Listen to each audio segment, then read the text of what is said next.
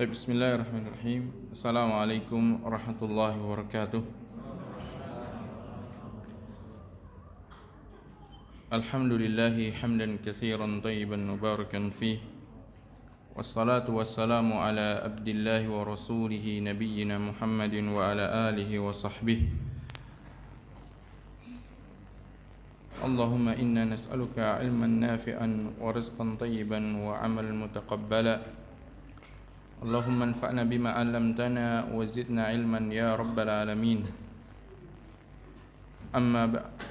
Ikhwani wa akhwati fid din, azani Allah wa iyyakum. Alhamdulillah, pada malam hari ini Allah Subhanahu wa taala kembali mempertemukan kita di tempat yang mulia ini dengan tujuan bersama-sama kita mempelajari tentang hukum-hukum syar'i yang Allah Subhanahu wa taala syariatkan kepada kita agar kita bisa mendekatkan diri kepada Allah Subhanahu wa taala dan meraih kecintaan Allah Subhanahu wa taala. Karena semakin seorang hamba dia bertakwa pada Allah Subhanahu wa taala, semakin dia tahu tentang bagaimana dia bertakwa, maka tentunya semakin dekat dia dengan Allah Subhanahu wa taala. Sebagaimana Rasulullah sallallahu alaihi wasallam telah mengabarkan hal tersebut dalam sebuah hadis qudsi di mana Allah Subhanahu wa taala berfirman, "Wa ma yazalu 'abdi yataqarrabu ilayya bin nawafil hatta uhibbahu." Dan apabila seorang hamba senantiasa dia bertaqarrub kepadaku dengan menambah amalan-amalan yang wajib yang dia lakukan dengan amalan-amalan yang nafilah, amalan-amalan yang sunnah, maka aku akan mencintainya. Maka seorang hamba, seorang mukmin, seorang mukminah, kita dituntut untuk senantiasa menjalankan ketakwaan dengan cara menjalankan perintah-perintah yang wajib dan juga perintah-perintah yang sunnah atau yang mustahab. Dan alhamdulillah pada malam hari ini kita akan mempelajari tentang amalan-amalan yang bersifat sunnah, amalan-amalan yang bisa menambah ketakwaan seorang hamba di samping amalan wajib yang harus dia kerjakan sehari-harinya, yaitu di dalam ibadah salat.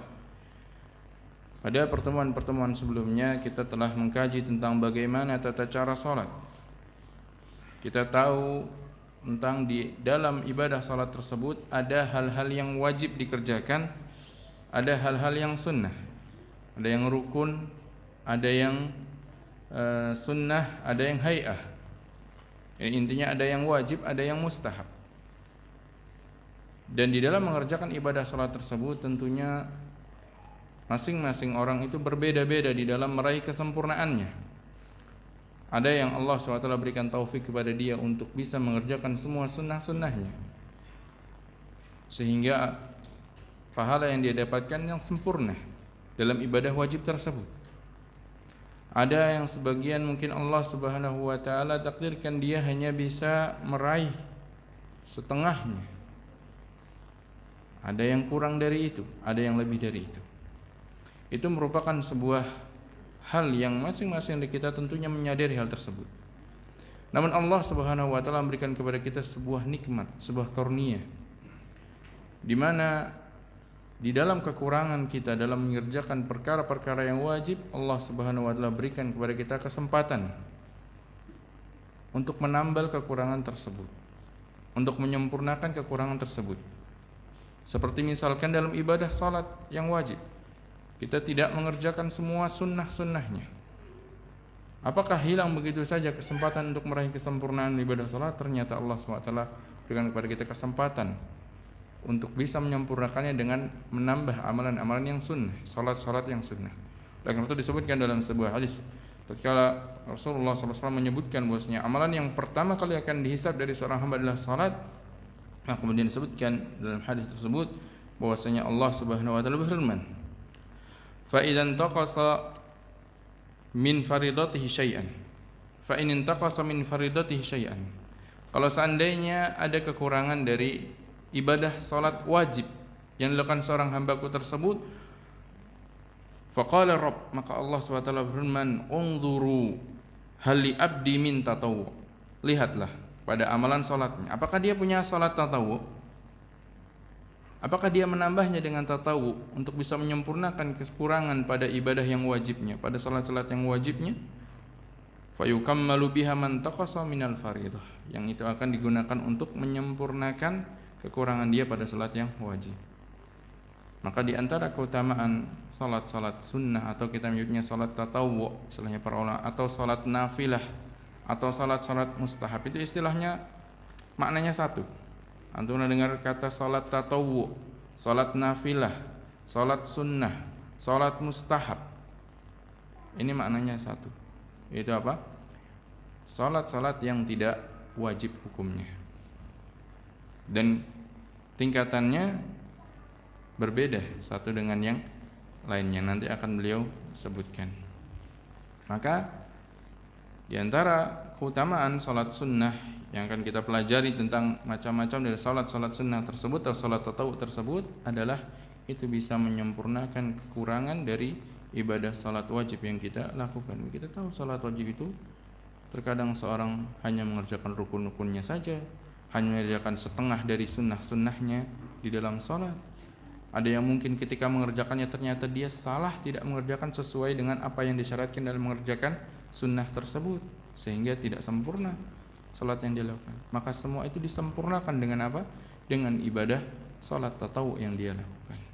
Pada jenis amalan ibadah yang lain pun demikian, pada salat, pada puasa, pada haji, dan pada amal ibadah yang lain yang dimana di situ Allah SWT memberikan kepada kita nikmat berupa ada yang wajibnya, ada yang tatawu'nya, ada yang nafilah, yang tujuannya adalah diantaranya menyempurnakan kekurangan tersebut. Di antara keutamaan yang lain dari salat-salat sunnah adalah itu akan mengangkat derajat. Semakin banyak seorang bersujud kepada Allah Subhanahu wa taala, maka Allah akan mengangkat derajatnya dengan sujud yang dia lakukan.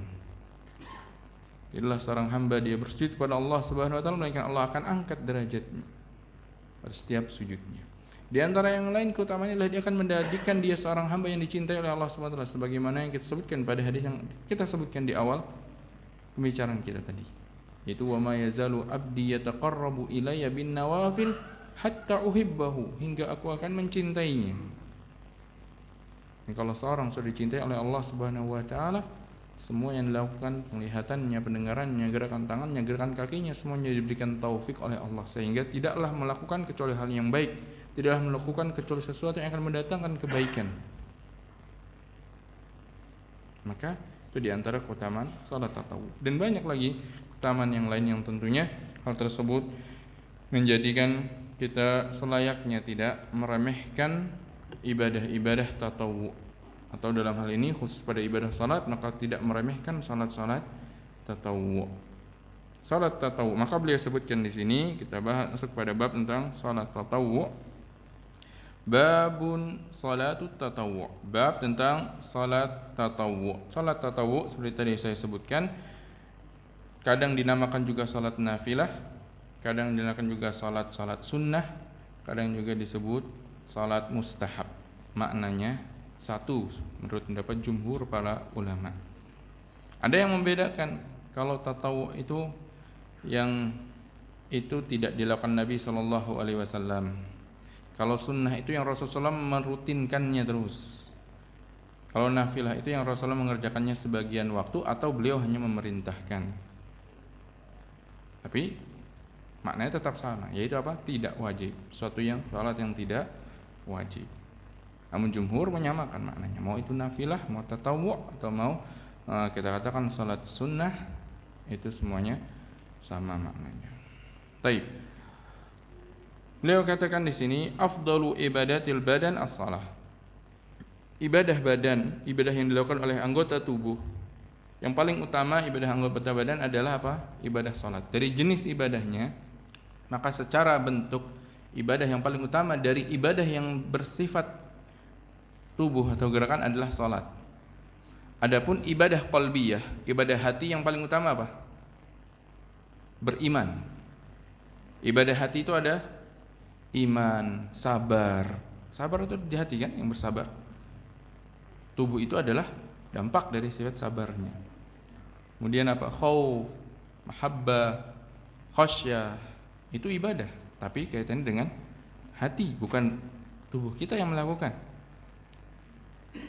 Tapi pada amalan yang dilakukan oleh gerakan tubuh secara umum adalah salat yang paling utama. Itu yang paling utama, yaitu ibadah salat.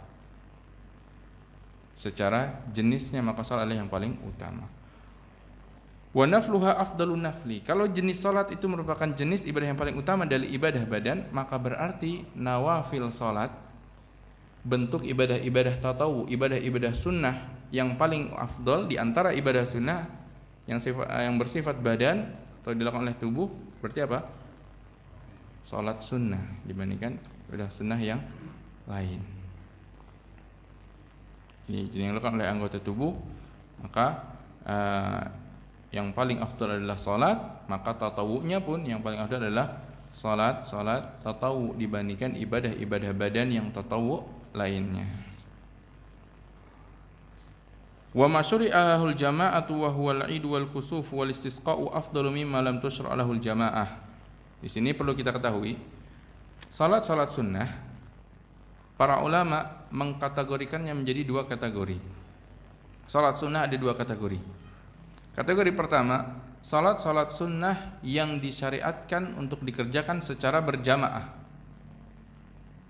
Disyariatkan dikerjakan secara berjamaah.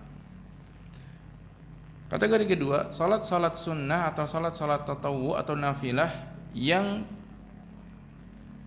tidak disyariatkan untuk dikerjakan secara berjamaah. Ada salat sunnah, syariatnya datang memerintahkan kepada kita untuk mengerjakan secara berjamaah. Apa saja itu? Salat Idul Fitri, salat Idul Adha, ya kan, dikerjakan berjamaah.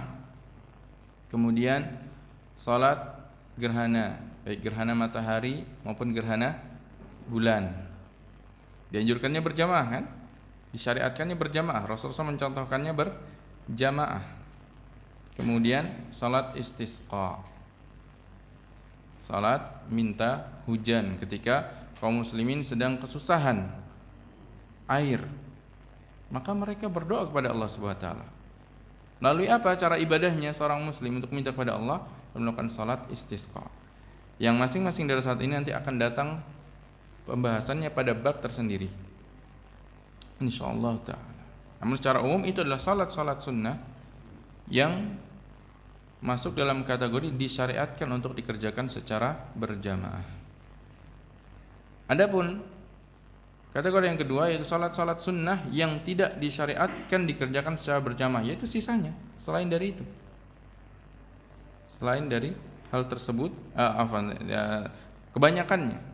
Kalau tadi ada yang saya belum sebutkan seperti tarawih, itu dianjurkannya juga berjamaah, termasuk salat tatawu dikerjakan berjamaah. Adapun selain dari hal yang tadi kita sebutkan, sebagian besarnya adalah tidak disyariatkan untuk berjamaah. Pertanyaannya, ketika tidak disyariatkan untuk dikerjakan berjamaah, mengerjakannya secara berjamaah, apakah berarti dikatakan bid'ah?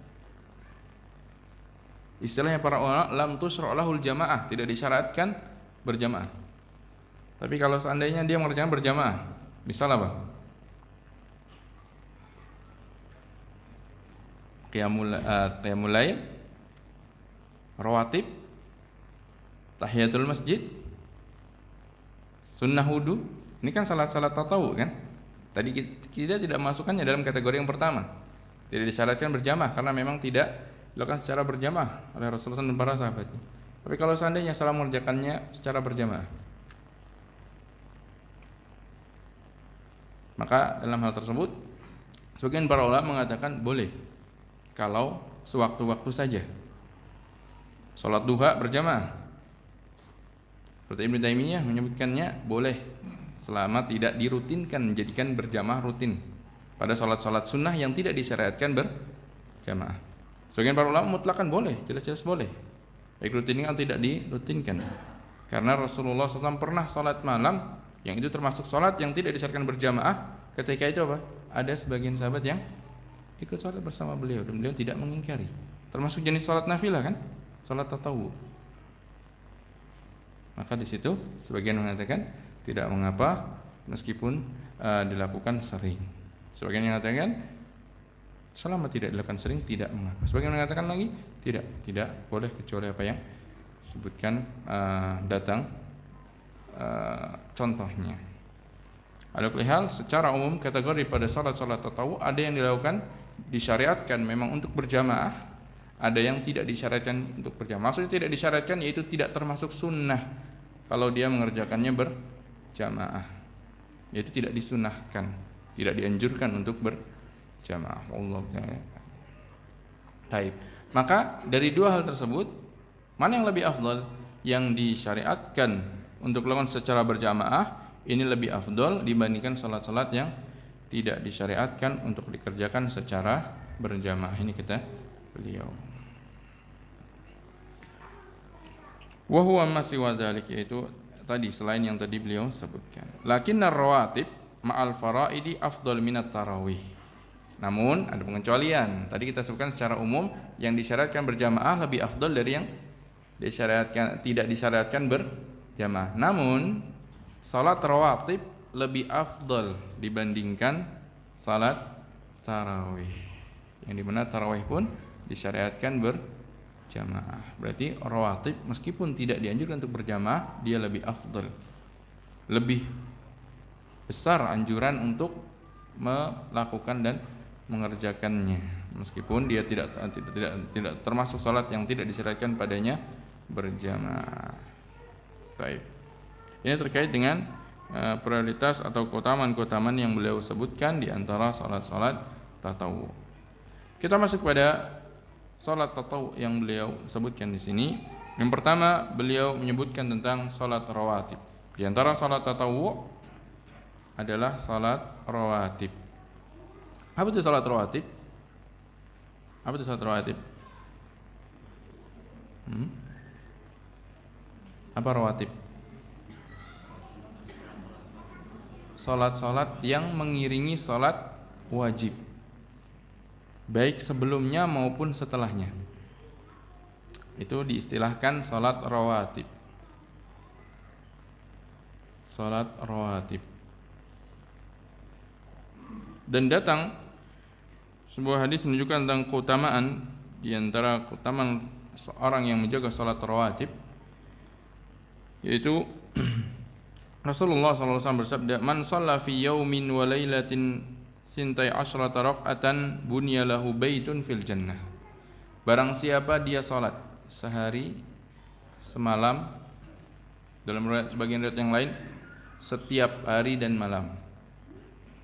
Sini beda penafsiran para ulama, apakah cukup sehari dia menjaga 12 rakaat tersebut atau itu harus dia rutinkan setiap harinya.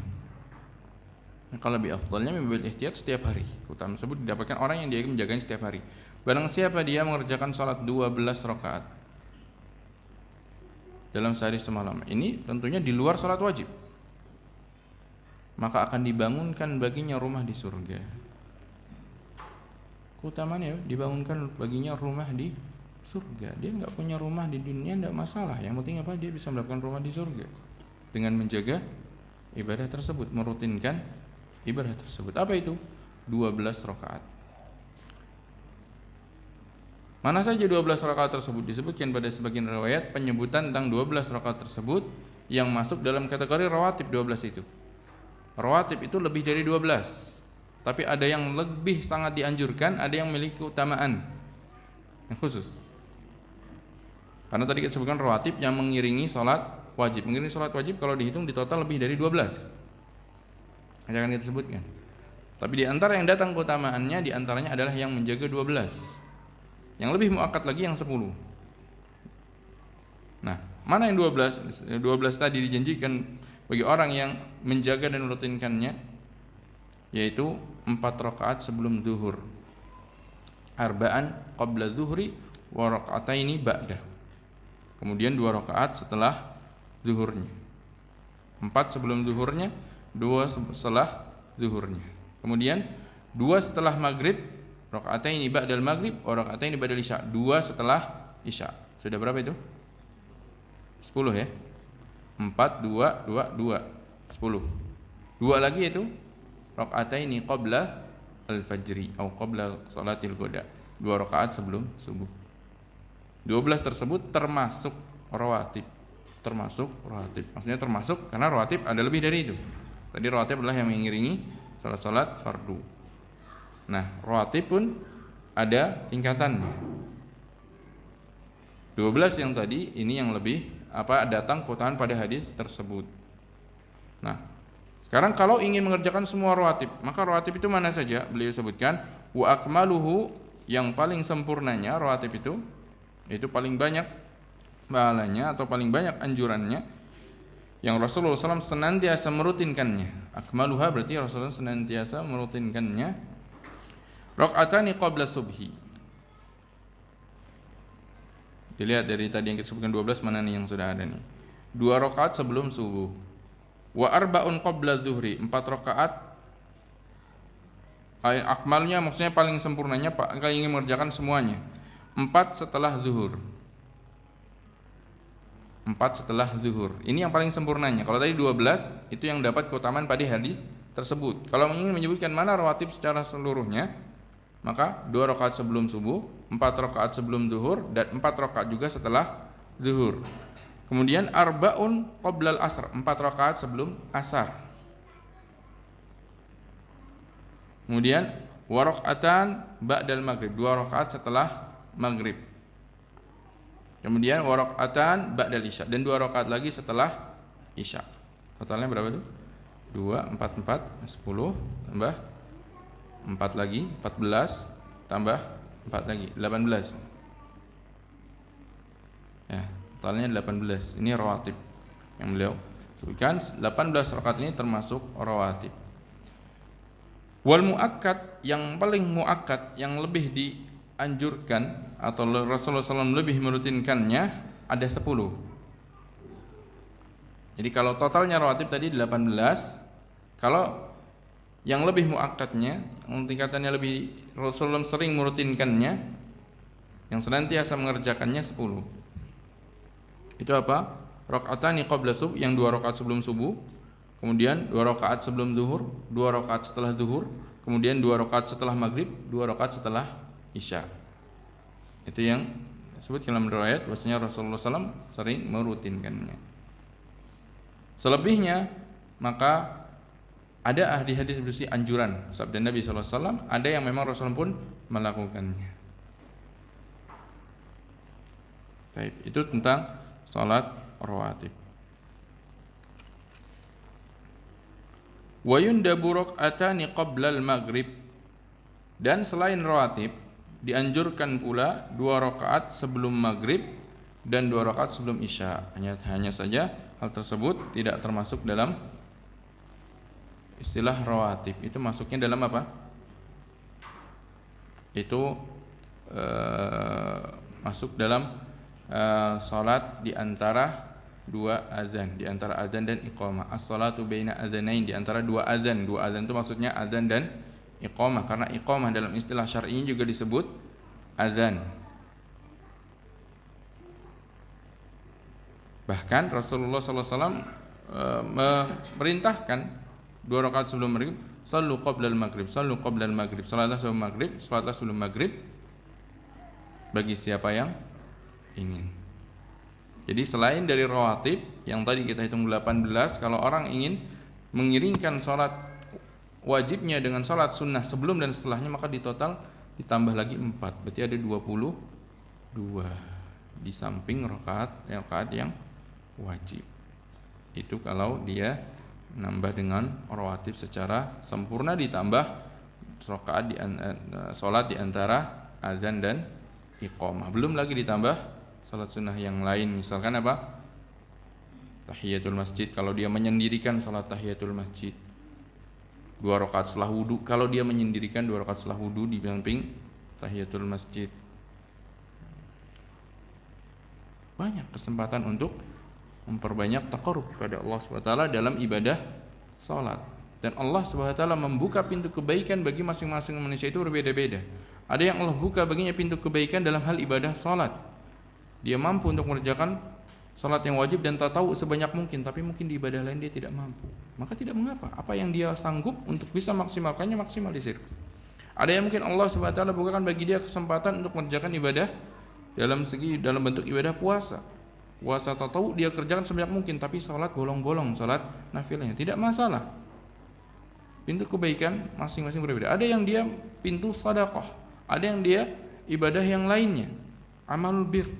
Yang jelas seorang muslim, seorang muslimah, dia harus berusaha semaksimal mungkin untuk bertakarub pada Allah sebanyak-banyaknya, sehingga Allah akan mendatangkan kecintaan kepada dia. Maka diantaranya adalah dengan salat tatawwu. Menjaga salat tatawwu saja sudah Masya Allah, sekian banyak rakaat dia kerjakan dalam sehari. Dan semakin banyak seorang bersujud, semakin diangkat derajatnya. Rasulullah SAW menyebutkan bahwasanya tidaklah seorang hamba dia bersujud satu kali sujud, melainkan Allah akan angkat baginya satu derajat. Lihat bagaimana karunia Allah kepada kita, nikmat yang Allah berikan kepada kita, namun kebanyakan kita melalaikannya, menyia-nyiakannya. Kesempatan yang Allah berikan di dunia ini yang sebagai ladang amalan, kita sia-siakan. Makanya ada penyesalan ketika sudah tidak ada kesempatan untuk beramal. Semoga Allah Ta'ala memberikan taufik untuk bisa mengerjakan ibadah-ibadah tatawwu tersebut di samping ibadah-ibadah yang wajib.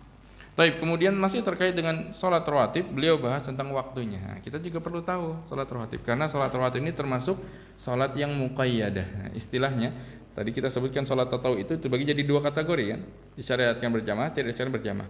Ada pembagian lain dilihat dari sisi waktunya bebas dengan waktunya terikat dengan waktu tertentu, yaitu apa? Muqayyadah dan mutlaqah. Muqayyadah yaitu salat-salat tatawwu, salat-salat nafilah yang waktunya punya waktu khusus. Salat mutlaqah waktunya bebas kapan saja selama bukan di 5 waktu yang dilarang. Yang pernah kita bahas waktu-waktu larangan. Baik. Beliau sebutkan salat rawatib ini punya waktu, berarti dia termasuk salat yang muqayyadah. Bahkan rawatib termasuk salat yang apa? Harus ditakyin ketika niat. Pernah kita bahas tentang niat, kalau seorang dia sholat hanya niat tahiyatul masjid, apakah sudah dikatakan dia melakukan sholat rawatib qabliyah? Tidak, karena sholat rawatib termasuk sholat yang maksudatun lidzatiha. Memang tujuannya untuk sholat itu, bukan sekedar untuk ketepatan waktunya atau ketepatan tempat. Beda dengan tahiyatul masjid. Tahiyatul masjid karena bertepatan dengan waktunya dia datang pertama kali ke masjid. Makanya kalau seandainya dia tidak mengerjakan tahiyatul masjid tapi langsung sholat fardu, atau dia langsung sholat sunnah wudu, atau dia langsung sholat di antara adzan dan iqamah, maka sudah dikatakan mengerjakan tahiyatul masjid. Beda kan ya? Maksudnya lidzatiha dengan ghairu maksudah lidzatiha. Nanti akan ada pembahasan tentang yang ghairu maksudah lidzatiha, bisa satu kali gerakan tapi niatnya beberapa sholat. Satu kali dia sholat tapi dia dapat pahala 3 bentuk sholat. Itu tasyrikul finniyah, atau istilahnya at-tadakhulu finniyah, menggabungkan niat dalam ibadah. Itu nanti akan disebutkan pada masalah tahiyatul masjid insyaallah. Baik. Kita kembali kepada permasalahan waktu sholat rawatib. Waktu ini punya waktu, termasuk sholat yang dimana dia punya waktu khusus, sholat yang muqayyadah. Wa ma qabla al-fariidah waqtuhu waqtul fariidah. Kalau rawatib yang dikerjakannya sebelum sholat wajib, berarti kita istilahkannya apa ini? Qobliyah ya. Kita sering mengenal dengan kata qobliyah, rawatib qobliyah. Itu sholat-sholat rawatib yang dikerjakannya sebelum salat wajib, itu kata qobliyah lah, kita sebutnya qobliyah, maka waktunya adalah sama dengan waktu salat wajib tersebut. Waktunya sama dengan salat wajib tersebut. Berarti sudah masuk waktu salat wajib, sudah bisa mengerjakan salat qobliyah meskipun belum azan atau belum selesai azan. Misalkan perempuan di rumah misalkan, atau masih sedang di rumah, ini azan kok lama banget ya, ini kajiannya lanjut nih, nggak ada kesempatan buat azannya dimundur lah misalkan. Ada orang ingin rawatib, takutnya nih setelah kajian nggak ada kesempatan untuk rawatib, habis langsung azan langsung iqamah. Sudahlah, saya sholat rawatib dulu. belum adzan di masjid. Boleh dan sah? Boleh dan sah. Karena sudah masuk waktunya salat rawatib qobliyah. Waktunya adalah waktu sebagaimana waktu salat wajib tersebut. Atau perempuan di rumah misalkan sudah masuk waktu salat, ini kalau di masjid belum dengar suara adzan ya, salat rawatib enggak masalah. Yang penting sudah yakin sudah masuk waktu salat wajib. Wa taqdimuhu 'alaiha adab. Tadi waktunya sama dengan waktu salat. Dalam artian kalau seandainya azan enggak sempat salat qobliyah, sudah didirikan salat wajib. Gimana? Hilang kesempatan salat qobliyah? Tidak. Selesai kerjakan setelah salat fardu. Karena waktunya kan masih ada. Dan itu dihukumi apa? Salat pada waktunya, salat rawatib pada waktunya. Bukan diqodok. Bahkan kalau seandainya diqodok saja, sebagian para ulama membolehkan salat rawatib itu diqodok. Rasulullah SAW pernah mengqodok salat sunnah sebelum subuh. Baik, ya. Paham sekarang ya? Konsekuensi dari kita katakan waktunya adalah sama dengan waktu salat wajib. Jadi kalau seandainya dia nggak punya kesempatan salat qobliyah sebelum salat wajib, ya sudah ikut salat wajib berjamaah. Setelah salat dia salat qobliyah, baru kemudian salat ba'diyahnya.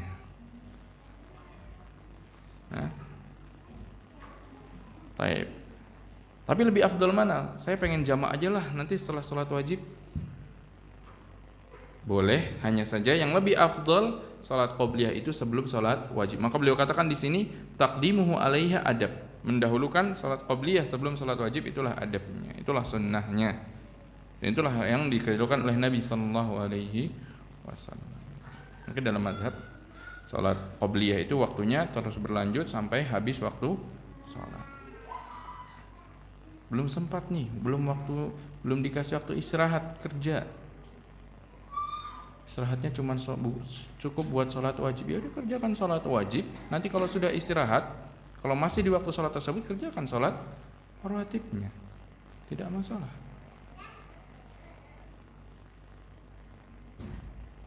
Karena memang masih waktunya. Wa huwa ba'daha ada. Dan kalaupun seandainya dikerjakan setelah salat wajib, maka itu dihukumi ada, bukan qadha. Pahami istilah ada dan qadha dalam mengerjakan ibadah. Adaan. Kalau kita sering mendengar orang yang melafalkan niat disebutkan adaan, kata adaan lillahi ta'ala, adaan itu maksudnya mengerjakan ibadah pada waktunya. Lawannya adalah qadha, yaitu mengerjakan ibadah setelah lewat waktunya. Itu istilah para ulama dalam waktu pelaksanaan ibadah.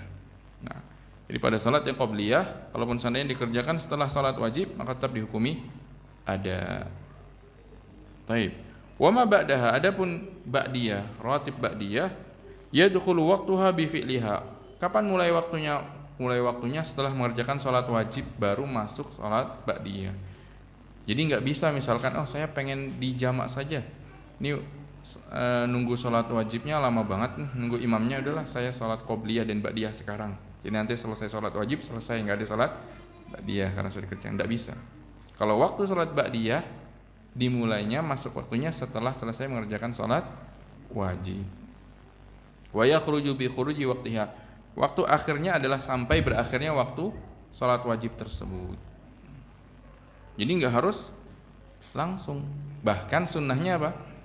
Sunnahnya pulang dulu ke rumah, kerjakan itu di rumah.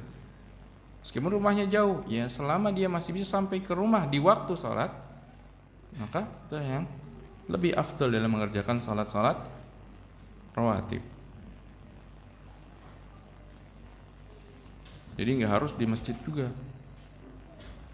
Bahkan itu menyelisih yang lebih afdal. Yang lebih afdal adalah di rumah. Nanti akan beliau sebutkan salat-salat sunnah secara umum, termasuk di antara rawatib, afdalnya adalah di rumah. Rasulullah SAW kan, afdalus salatur rajuli fi baitihi ilal maktubah. Sebaik-baik seutama-utamanya salat bagi laki-laki adalah di rumahnya, kecuali salat wajib. Salat yang wajib. Jelas yang wajib bagi laki-laki yang lebih afdal adalah di masjid. Bahkan kata para ulama, hatta itu di Masjid Nabawi. Karena Rasulullah ketika mengucapkan itu ada di mana? Di kota Madinah. Masjid yang Rasul biasa salat di mana? Di Masjid Nabawi, yang di mana salat di situ apa? Lebih baik dari 1000 salat. yang mengatakan demikian adalah Rasulullah sallallahu alaihi wasallam. Karena afdholiyah itu tidak harus dari segi jumlah. Afdholiyah itu adalah afdholiyah dari segi jenis. Kita terkadang melihat afdholiyah lebih afdol kalau lebih banyak, padahal nggak selalu kan. Dalam kenyataan kehidupan kita saja nggak selalu yang lebih banyak itu lebih baik. Ada lebih baik dari sisi yang lain. Maka ini tentang waktunya masih panjang sampai waktu sholat habis. Baik. Ini tentang sholat rawatib. Untuk sholat rawatib. Kalau sudah dikerjakan lebih dari waktu tersebut, maka dihukumi qadha. Dihukumi qadha dan boleh mengqadha. Dalam mazhab salat rawatib secara umum itu boleh diqadha kalau seorang terlewat dari waktunya. Baik, Allah taala alam. Kita lanjutkan pembahasan salat witir setelah azan. Allahumma barik.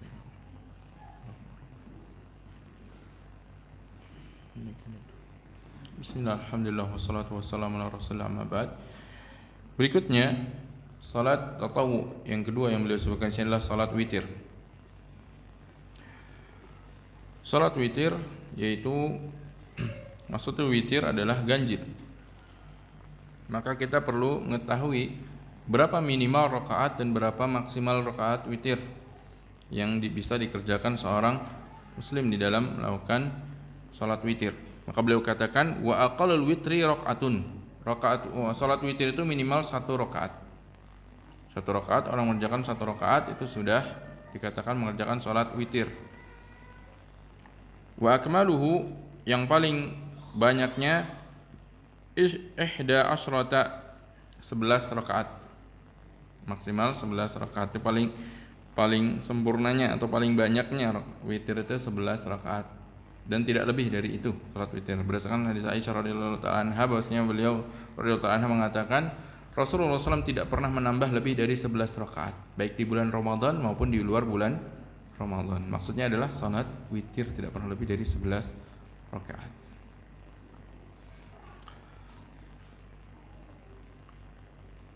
Yusallimu min kulli rak'ataini.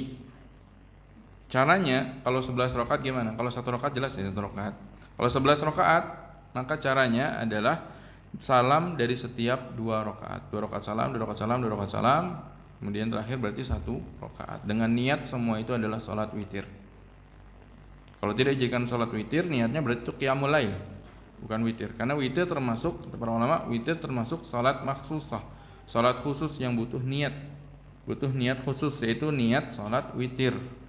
Sehingga kalau seandainya orang ketika malam bangun dia hanya sholat tanpa meniatkan itu witir, yaitu tidak bisa menjadi witir. Itu adalah sholat mutlaqah di malam hari, qiyamul lail. Jadi nggak bisa dia tutup dengan ganjil, karena dari awal ketika takbir dia tidak niatkan itu untuk witir. Makanya dia sholatnya apa? Genap. Kalau ingin witir ya dia selesaikan dulu itu sholat qiyamnya, baru kemudian mengerjakan dengan niatan witir. Karena kata para ulama, witir termasuk salatun makhsusah, butuh pada niat yang khusus. Wa adnal kamal, kesempurnaannya minimal kesempurnaan witir yang 1 rakaat sudah witir. Tapi kalau kita katakan sempurnanya witir yang paling baik, minimal paling baiknya berapa? Minimal paling baiknya 3 rakaat kata beliau. Salasun bisalamaini, dengan 2 kali salam. Itu maksudnya 2 rakaat salam kemudian berdiri lagi 1 rakaat. Itu yang paling afdal. Gimana kalau 3 rakaat sekaligus?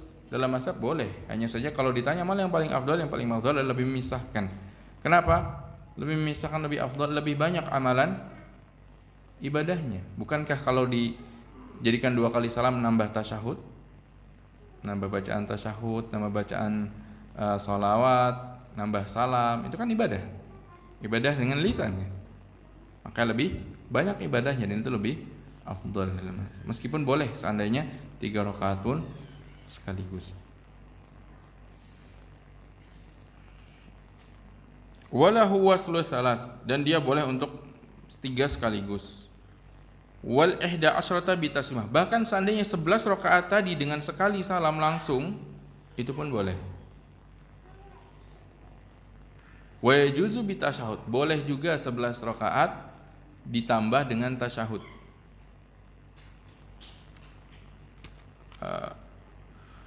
Asyrata bitaslimatin wa yajuzu bitasyahudin, boleh dengan sekali tasyahud, wa bitasyahudain, boleh 2 kali tasyahud. Berarti maksudnya yang 11, atau intinya yang lebih dari satu, yang lebih dari satu itu lebih dari 3 tadi, yang 11 atau 3 dan lebihnya, yang witir 3 atau lebihnya, boleh dengan 1 kali tasyahud, boleh dengan 2 kali tasyahud. Kalau 2 kali tasyahud, kapan tasyahud yang keduanya? Di rakaat sebelum salam, di rakaat sebelum rakaat terakhir. Wa bi tasyahudin afdol, namun yang lebih afdol dengan 1 tasyahud, yang lebih afdol dengan 1 tasyahud. Fa in zada ala tasyahudaini batalat salatuhu, kalau dia lebih dari 2 tasyahud maka batal salatnya.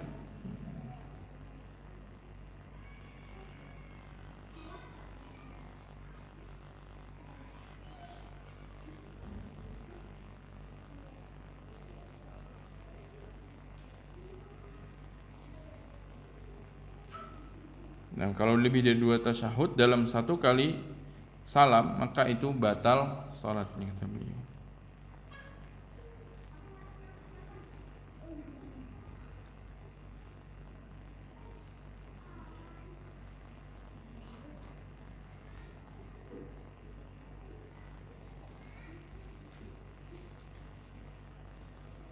Saya lupa rincian dalam permasalahan ini, saya sebutkan perinciannya di penjelasannya. Namun yang jelas lebih afdal adalah kalau dengan 1 kali tasyahud. Namun boleh juga dipisah, seperti tadi kita katakan fasal itu boleh. Misalkan 9, 8 kemudian baru 8 salam kemudian nambah 1. Atau misalkan kurang dari itu 7, 6 rakaat kemudian 1, itu pun namanya wasal, dipisah. Jadi dalam mengerjakan sholat witir 1, 3, 5, 7, 9, 11 itu boleh dikerjakan dengan 1 kali salam atau 2 kali salam. Kalau 2 kali salam maka berarti atau 1 kali tasyahud atau 2 kali tasyahud, boleh dengan di secara langsung 1 kali salam ataupun lebih dari 1 kali salam dengan 2 rakaat. Dan kaifiyah salat seperti itu Rasulullah SAW pun mengerjakannya, terkadang beliau 3 rakaat, terkadang 5 rakaat, terkadang 7 rakaat, terkadang 9 rakaat, bahkan terkadang 11 rakaat. Bahkan sebagian para ulama masukkan juga 13 rakaat dengan menghitung 2 rakaat lagi. Jadi dalam pengerjaan witir seorang itu diberikan banyak pilihan. Bahkan sebagian para ulama menyukai untuk memvariasikan. Maksudnya sekali-kali dia 3 rakaat, sekali-kali dia 5 rakaat, sekali-kali dia 7 rakaat, sekali-kali 9 rakaat, sekali-kali dia 11 rakaat, untuk mengerjakan semua apa yang Rasulullah SAW contohkan, supaya menghidupkan sunnah, menghidupkan apa yang Rasul pernah mengerjakannya. Tata cara semuanya dilakukan. Sebagian para ulama menyukai demikian. Seperti membaca doa istiftah disukai untuk mengganti-gantinya satu sholat dengan sholat yang lain, supaya apa? Mengamalkan semua sunnah, karena tidak hanya satu jenis bacaan yang dibaca oleh Nabi SAW.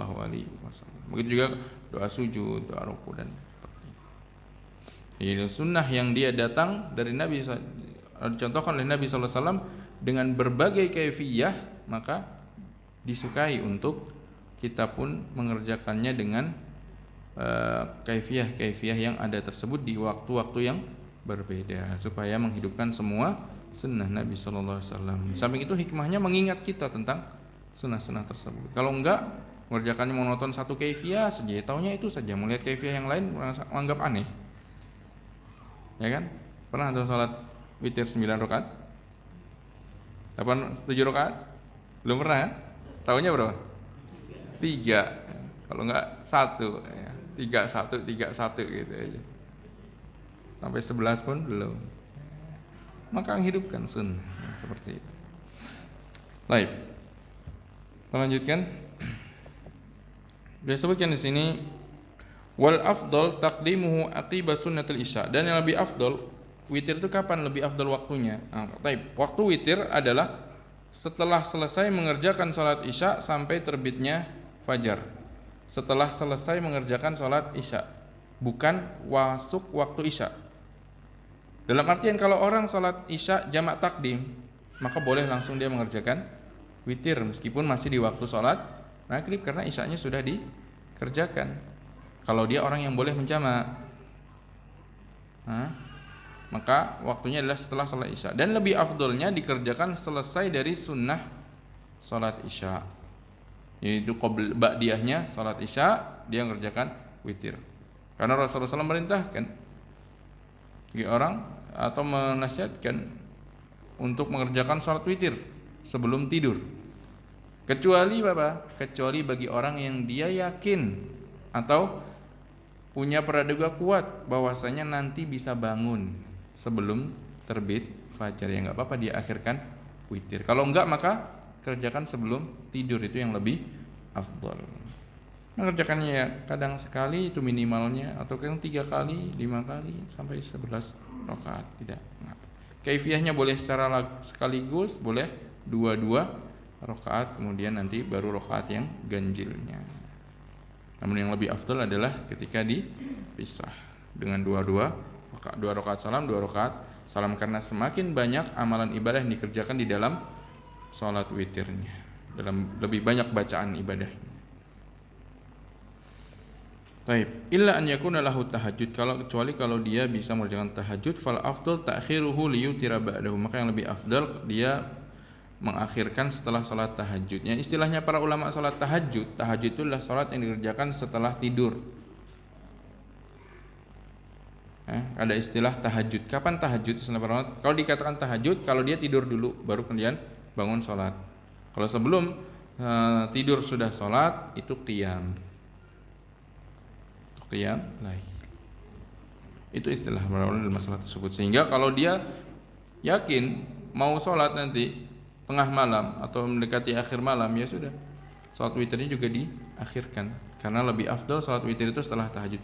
Gimana kalau sudah witir malam bangun nih pengen salat, masih boleh tidak? Boleh, masih boleh, tapi tidak boleh witir 2 kali. Cukup dia kerjakan salat yang genapnya, tidak perlu berwitir lagi, dan tidak perlu menggenapkan witir yang di awal malam dengan cara menambah 1 rakaat biar jadi genap. Ini ganjil tambah 1 jadi genap kan? Sebagian para sahabat mengerjakan demikian.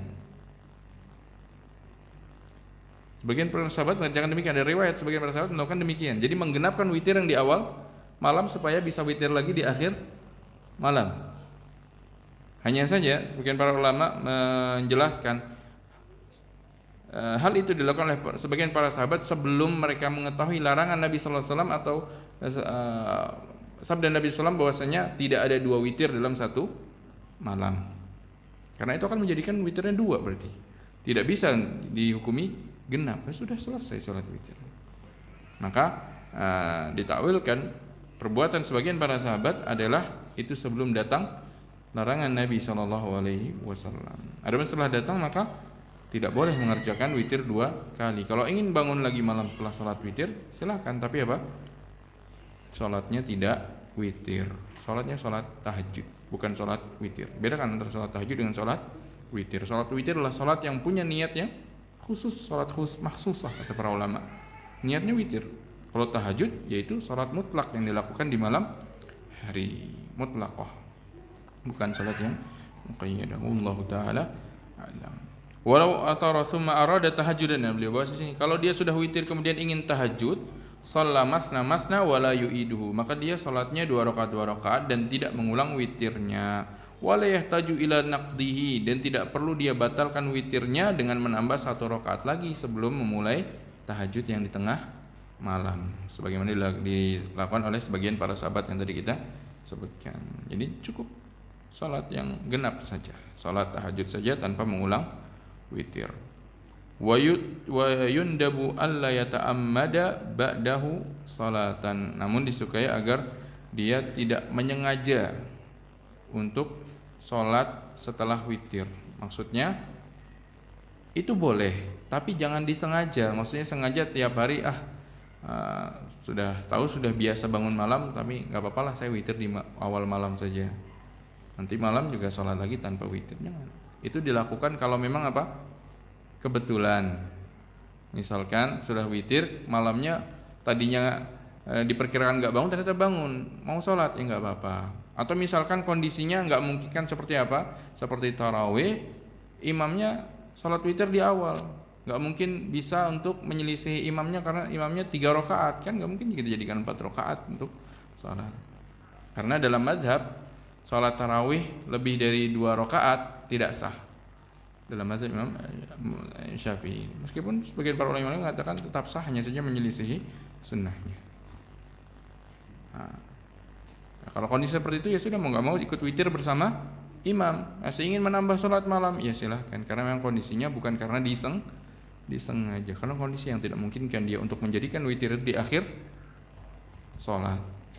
Nah, ini diantara hukum-hukum terkait dengan sholat witir dan berikutnya sholat tarawih. Namun insyaallah akan kita lanjutkan pada pertemuan berikutnya. Wassallallahu nabiyana Muhammadin wa alihi washabbihi wasallam.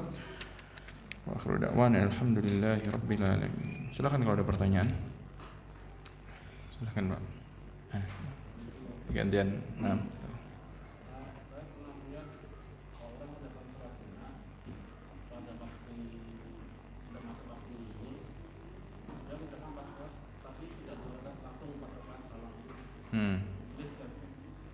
Baik. Mengerjakan 4 rakaat qobliyah zuhur dengan 4 rakaat secara sekaligus, tidak 2 rakaat. Nah, apakah boleh? Jawabannya boleh, tapi bukan sunnahnya. Para ulama boleh dan sah salatnya. Hanya saja sunnahnya adalah salat siang pun 2-2. Karena ada sebuah riwayat kan, salatul laili wan nahari masna-masna. Disebutkan pada sebagian riwayat ada tambahan wan nahar. Banyak riwayat menyebutkan salatul laili masna-masna, salat malam itu 2-2. Tapi ada sebagian riwayat ada tambahan wan nahar dan juga salat siang 2-2. Maka jumhur para ulama mengatakan bahwasanya salat 4 rakaat zuhur yang tadi kita sebutkan sunnahnya adalah 2-2. Gimana kalau salatnya 4? Sah, tetap sah. Bahkan dalam mazhab pun tetap sah. Yang tidak sah adalah kalau salatnya tarawih tadi.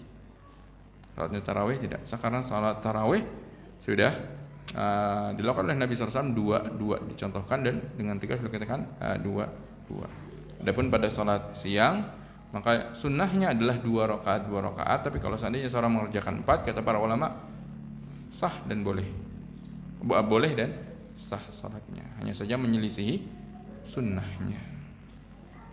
Wallahu ta'ala a'lam. Nah, silakan Pak Sabri.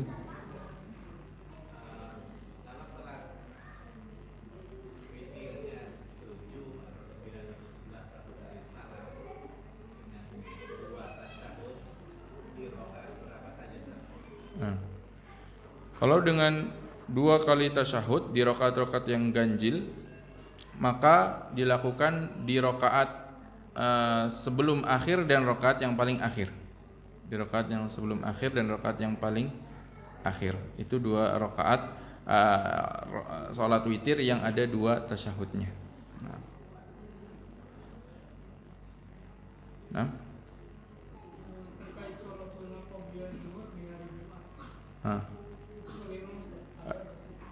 Ayo. Terlewat tadi satu kata. Nah, tadi mau Anda baca malah terlewat. Beliau katakan di sini wal jum'atu kadzuhri. Salat Jumat itu seperti zuhur.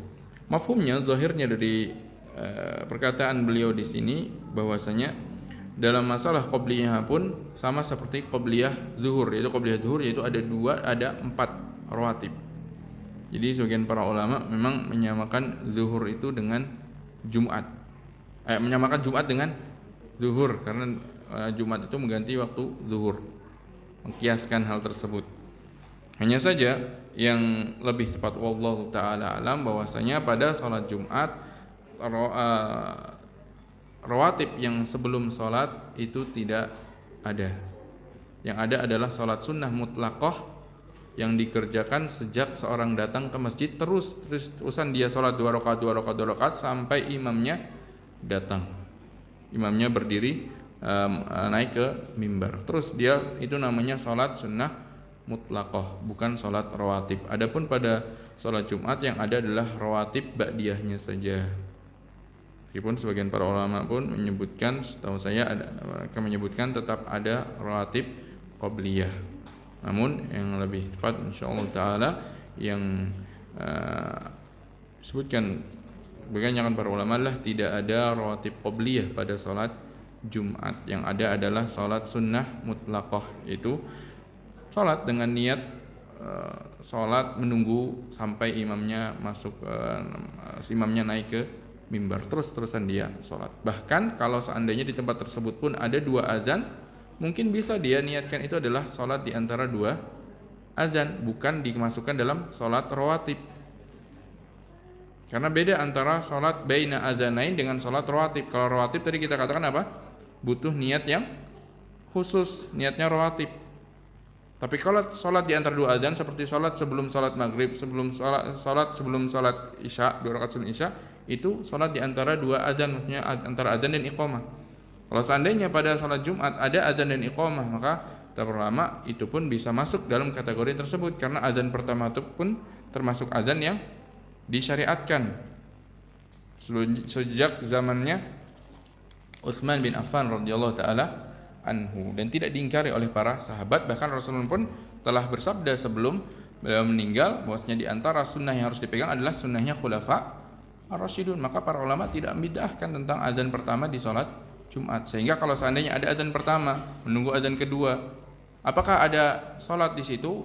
Sebagian para ulama ada salat, keumuman hadis salat baina adzanain, tapi bukan salat rawatib. Karena salat rawatib ini beda, salat rawatib karena salat wajibnya. Wallahu taala alam. Maka yang lebih tepat insyaallah taala tidak ada salat rawatib sebelum salat Jumat, yang ada adalah salat sunnah mutlaqah. Nah, apakah salat rawatib sebelum subuh sama dengan salat fajar? Salat fajar itu salat subuh, hanya saja terkadang istilah raqatai fajri itu maksudnya raqatai sunnatil fajri, tapi para ulama biasa memahami itu adalah 2 rakaat sebelum fajar, 2 rakaat sebelum subuh. Nah, ini salat fajar itu maksudnya salat subuh. Tapi terkadang disebut 2 rakaat fajar itu adalah sunnahnya sebelum subuh, yaitu qabliyahnya. Dan keutamaan khairun minad dunya wa ma fiha, lebih baik daripada dunia sisinya, itulah pada 2 rakaat sunnah sebelum subuh. Maka Rasul tidak meninggalkannya meskipun dalam keadaan safar. Jadi beliau merutinkannya terus menerus. Wallahu taala. Bahkan pada salat sunnah sebelum fajar datang riwayat beliau mengqadanya. Kalau pada rawatib yang lain tidak. Maka bayangan para ulama mengkiaskan pada salat sunnah sebelum fajar. Beliau terus senantiasa menjaganya. Dan itu lebih akad, lebih dianjurkan dibandingkan rawatib-rawatib yang lain. Untuk witir 1 rakaat, bolehkah dengan 3 surat pendek? Pada bacaan salat bukan merupakan keharusan mencukupkan diri dengan 1 surat. Boleh seorang ingin membaca lebih dari 1 surat, setengah surat, atau 2 surat, 3 surat. Tapi kalau ingin meyakini itulah sunnahnya, itulah yang butuh kepada dalil. Kalau dikatakan boleh, tapi ingin meyakini itulah sunnah yang dilakukan Nabi SAW, maka butuh kepada dalilnya. Jadi bedakan antara boleh mengerjakannya karena memang mengerjakannya, dengan ketika dia meyakini inilah sunnahnya, inilah yang lebih afdol, maka di situ butuh kepada dalil yang khusus yang menunjukkan tentang afdoliyah tersebut. Jadi secara umum boleh. Kalau ditanya boleh. Dan dijelaskan 12 rawatib dapat rumah di surga. Jika melakukannya 10 rawatib, apakah dapat juga? Tidak. Keutamaannya tentunya lain. Hanya saja keutamaannya pada 10 itulah sunnah yang Rasulullah senantiasa mengerjakannya. Karena hadisnya adalah 12 rakaat. Dan kalau seandainya dirubah 12, ya enggak ada faedahnya Rasulullah menyebutkan angka di situ. Karena dari segi makna, para ulama sering menyebutkan ketika Rasulullah menyebutkan sebuah syarat, maka itulah sebuah hal yang menjadi syarat, maka itulah yang harus dipenuhi untuk mendapatkan ganjaran yang disebutkan. Dia sebutkan man shalla fi yaumin wa lailatin sintai asyrata rakaatan, salat 12 rakaat, maka keutamaan didapat dengan 12 rakaat. Maka jaga 12 rakaat tersebut. Terdapat penyebutan di sebagian riwayat 12 rakaat tadi adalah yang tadi kita sebutkan, 4 rakaat sebelum zuhur, 2 rakaat setelahnya, 2 rakaat setelah maghrib, 2 rakaat setelah isya, dan 2 rakaat sebelum subuh. Ingin lebih menambah dari itu, naam, ada keutamaan. Barang siapa dia menjaga 4 rakaat sebelum zuhur, jauhkan dari neraka. Barang siapa menjaga 4 rakaat sebelum asar, jauhkan dari neraka. Masing-masing punya keutamaan tersendiri. Kalau dia menjaganya 12, keutamaannya tadi dibangunkan surga. Dia menjaga 4 rakaat sebelum asar, dijauhkan dari neraka. Masing-masing punya keutamaannya sendiri. Wallahu taala a'lam. Taib, masih ada?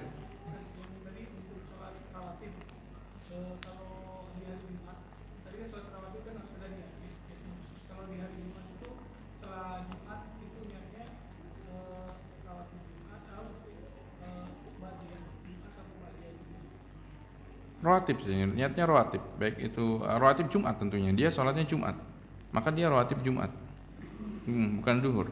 Karena sholat Jumat pun berbeda dengan sholat zuhur. Zuhur 4 rakaat, Jumat 2 rakaat. Kecuali dia tidak mendapati rakaat terakhirnya imam. Imam sudah keburu bangkit dari ruku di rakaat kedua, udah dia sholatnya zuhur, nggak dapat sholat Jumat.